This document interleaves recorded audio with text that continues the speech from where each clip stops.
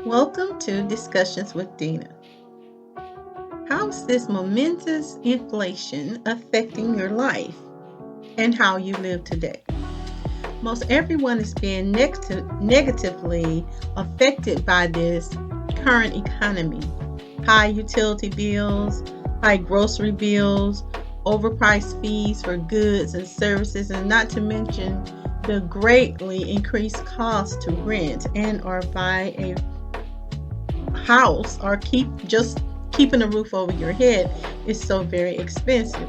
This current economy is affecting the majority of us on some level, draining many and changing our lifestyles in some form or fashion today. That was recently a report that I read that said that the Biden administration spent $500 billion in just 20 days. And it is based on the fact that the national debt increased by a $500 billion in just 20 days. Zero Hedge is just one publication that attempts to put things in perspective by noting that the total output of the U.S. economy, as measured by the GDP, was only 25.46 trillion. That means the U.S. economy would have to grow by 33.5% to cover the national debt. Currently, at 33 trillion, the US national debt is more than the total economies of China, Japan, Germany, and the UK combined. Another way of looking at it is to say, as of October 10th, every US citizen would have to write a $99,839 check in order to pay off the debt. And every American taxpayer would have to be on the hook for at least $258,257. That, of course, would definitely exclude us as descendants of slaves, black descendants of slaves, for that would simply be a drop in the bucket based on what is still owed and due to each of us by the United States government. Again, a debt that is owed and due at this point. Now, the federal government spending in August alone from the current administration exceeded $527 billion. Justification for the most part includes food, shelter, and transportation resources for illegal citizens, people who were not even considered to be citizens in America, and not to mention their involvement in wars, wasted money sending billions to Israel, even more billions to Ukraine. Money that could have been spent better here, used to benefit the citizens here.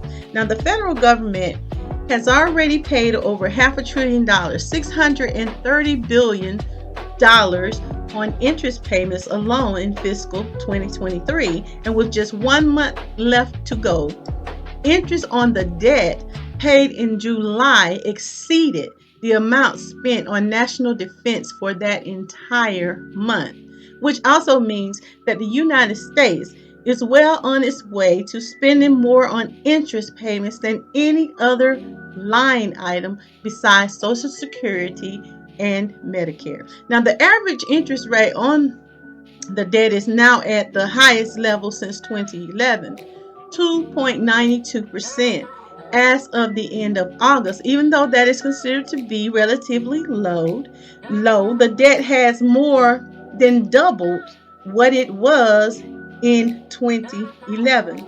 So the average interest rate is set to go up, and it goes up swiftly. And a lot of the current debt on the books has been financed at low rates before the Federal Reserve started its hiking or increase cycle. So monthly, some of the super low yielding paper matures and has to be replaced by bonds yielding considerably higher rates, which means that interest payments will get drastically higher unless rates fall. And exactly who will this affect? Well, I think you know. It will be you and me. So listening to many people speak on the high cost of living and the most important and critical and crucial thing that human beings need besides food and water, is the need for shelter. The exorbitant price of shelter is ridiculous. Housing, in particular, renting, I mean, it's just ridiculously inflated, and it has skyrocketed in an unbelievable, extraordinarily high rate since the COVID pandemic. The prices are so unreasonably high. Now that it is having some people are it's having some people just to resort to living out of storage units and in those facilities. You heard me right. It is really not much of a choice that many people are being left with because they just cannot find affordable or even reasonable, decent places to live. Not to mention the fact that the current administration has taken available homes and affordable places to live and purposely given first priority to illegal immigrants that were allowed or invited into the country, causing many American citizens, both families and or individuals, to go back on the so-called housing waiting list. Some people are on what is Section 8 or public housing for years and years, and they brought these people in and they gave them priority over people who had already been on the list, leaving many families or individuals no other choice than to live in their cars or on the street with the homes that were available. They were taken up by many of these people, and now there are reports of an abundance of people actually living in storage units or storage facilities. And that's a very unfortunate reality for many in this current economic environment. No denying the desperate need for affordable housing, but you don't need just affordable, they need to be decent places to live. Now, I first heard about a married couple maybe a year or two ago who had their children taken away because a neighbor saw them playing outside of this fenced storage unit and called the police. And these children were taken into Child Protective Service. They came and they took them away from the parents until they were able to find a suitable place for them to live. Police were called to a Cube Smart Storage Center in Coconut Creek as well after someone spotted 4 children living in a rental unit. This was in September. Police were told about the children being there, and when they came out, there was an 18-year-old sibling of the children that they spoke to who said that their father had gotten evicted from their apartment 9 days ago, and that they were eating daily and they were not hungry, but they were just down on their luck and they could not afford the rent. Now, the report stated that the police spoke to the father of the children, who also told them that he was scammed out of $1,700 relating to a housing unit, and that the children were enrolled in school over the days. And Cube Smart ordered the family to vacate, and they ended up terminating the rental agreement, and it was not determined exactly what happened to those people or how many children actually were living in the unit at the time. Now, when talking about this particular area of Florida, I wanted to see what was the housing rate there. And I was very surprised to learn that the cost of living in an apartment in South Florida is among some of the highest in the nation, specifically the Miami, Fort Lauderdale, Pompano Beach area, which, or what do they call it, Pompano Beach area. It is ranked number 3 on the top 10 most expensive metro areas for renters in the entire nation. And this is according to Zillow Observer Rent Index data. Now, in September, the average rent price in Coconut Creek for just a 3-bedroom apartment is $3,478 per month, and that is according to Zoomer. I can still recall seeing the main character on the show called Atlanta.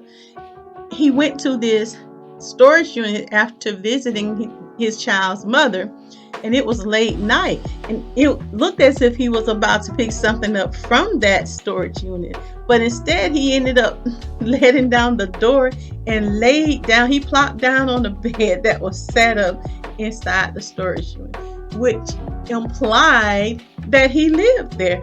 And at the time I was like, is he serious?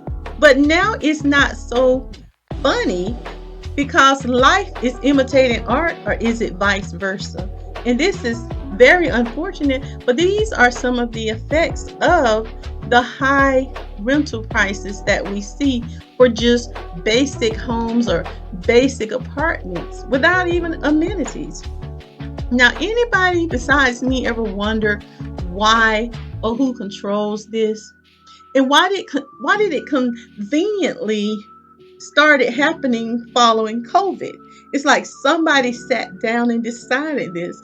And it's not just in one place, it's all around the country. Who decided that this was feasible and necessary at this time in my area? I cannot believe the prices of basic apartments. We've seen 600 and $700 apartments that were, you could get a 3 bedroom. Now they're 1,400 and up, and 1,400 if you're lucky. There are so many questions about who pulls the strings and agendas that affect all of our lives. Now, there is plenty of money available, and I have no doubt about that. And we know this because of the funds, vouchers, and resources we have seen the government use in direct toward illegal immigrants and their needs, and while conveniently overlooking and disregarding the needy families and individual citizens that are in desperate need right here in this country. And that is why it is so very wonderful to see people like T.I. and Mike Epps, who are actually working to provide housing to those in their former communities. Good, decent, and affordable housing for many. I am certain there may be others out there doing the same or similar, but I want to recognize each and every one personally that take that time to come back to the neighborhood, to repair, to replace, to keep housing beautiful and affordable and ungentrified.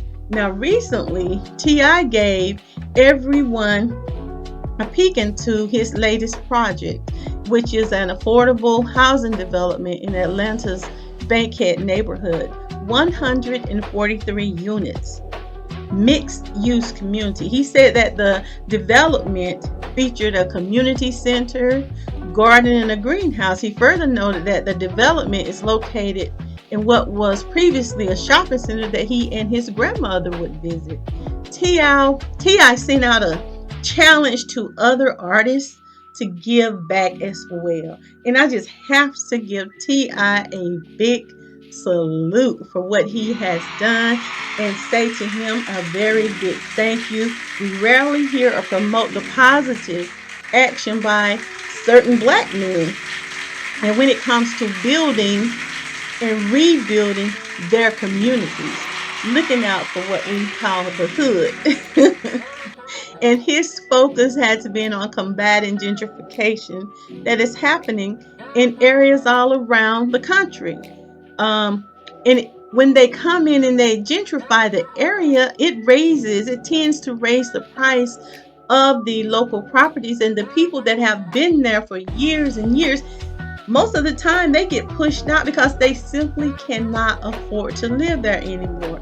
So he is quoted as saying he wanted to provide development that would allow people from that area who love the community to be able to live in that area and be able to afford it and stay there. He is trying to build a community where the people within it can be proud. And he says if they're proud, they'll have more of a sense of wanting to maintain it. And I agree with him.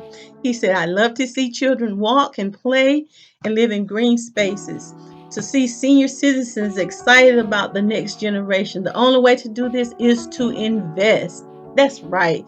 Invest in your communities. And he says, why wait for someone else to come into a community where I went to elementary school, where I rode my bike and played? I just have to send out a very big thank you to you, Clifford Harris, Mr. Harris, T.I. Good job, black man. My hubby also enlightened me about comedian Mike Epps. I wasn't aware that he was doing something very similar as well. He has bought several homes in his childhood um, neighborhood, a block in Indianapolis. And his goal is to revitalize the struggling neighborhood, bringing it back to its former charm and bringing back the community character that he grew up with. Shout out to you, Mr. Epps. He and his wife currently have a show that's going to be on HGTV. But one of the houses that is being renovated was the house his very own grandmother lived in. And he said, I wrote my grandmother's name on the wall so it'd be there for another 100 years. That was her first house. Epps has renovated some of the homes already and actually is living in one of them. He is currently in the process of renovating the rest. I just have to give these black men a very big salute and give them the song. Black man, yes you can. So a big shout out to T.I. and Mike Epps for making it do what it do. Now, Mike Epps has a show again that is coming on HGTV that is called Buying Back the Block, and it shows his work with revitalizing the community. I have to say again, a big thank you. You are indeed appreciated. Now, even with others attempting to aid in this process, and we have to thank those men and everyone else, because there are so many that are not mentioned at this point, but you're not forgotten, because once I get your name, I'm going to share it with everybody. But there are some possible suggestions that I would like to share that may be helpful to you at this time when you're many of us experiencing exceedingly high, unreasonable rental prices. Um, and I know it feels as if your needs fall on deaf ears. I want you to keep motivated. Sometimes you gotta set that pride aside and get you a plan. Perhaps explore temporarily, not forever, blending families, sharing the cost of housing expenses with another family that you may be familiar with.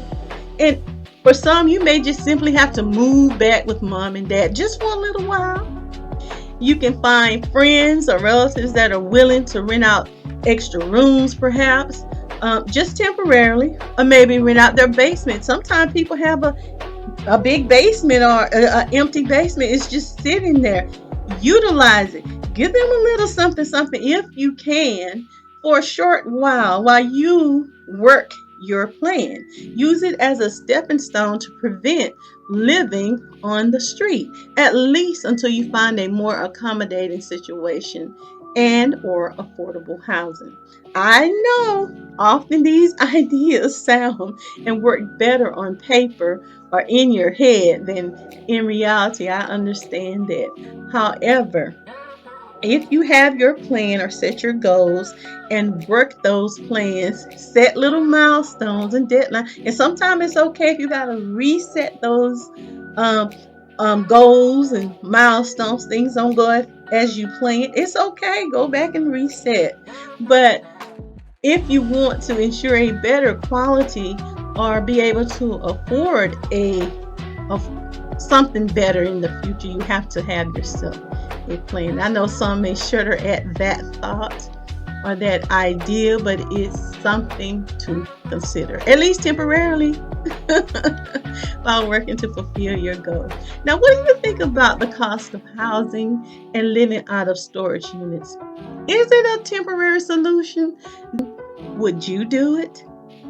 Be sure to subscribe and leave me your comment. And join me next time for another discussion with Dena. Ta-ta!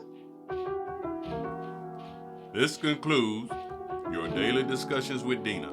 Join us Monday through Friday at 12:30 p.m.